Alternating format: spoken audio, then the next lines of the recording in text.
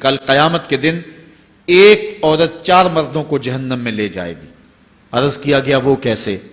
فرمایا ایک عورت کو حکم ہوگا جہنم کا تو وہ عرض کرے گی مالک میرے باپ کو بلایا جائے۔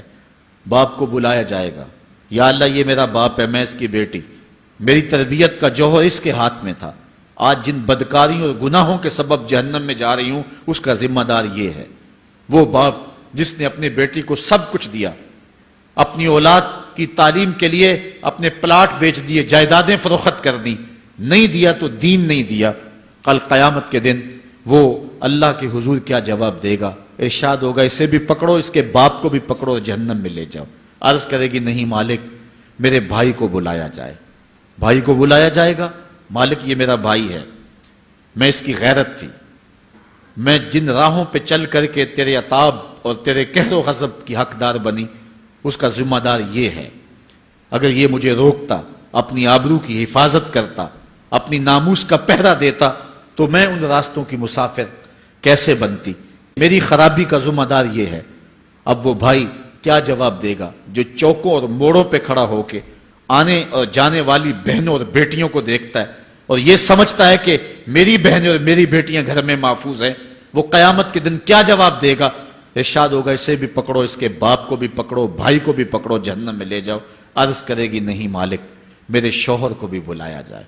بلایا جائے گا، مالک یہ میرا شوہر ہے اور میں اس کی بیوی، میری تربیت کا جوہر ماں باپ کے بعد اس کے ہاتھ میں تھا اور اس کے پاس طلاق کی دھمکی ایسی چیز تھی، مجھے جو چاہتا منواتا اور جس انداز میں ڈھالنا چاہتا مجھے ڈھال لیتا، لیکن اس نے مجھے کبھی راہ حق کی طرف نہیں بلایا تھا۔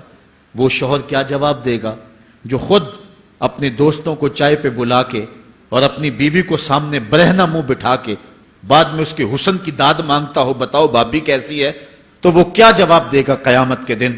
ارشاد ہوگا اس کو بھی پکڑو، اس کے باپ کو بھی، اس کے شوہر کو بھی اور اس کے بھائی کو بھی جہنم میں لے جاؤ۔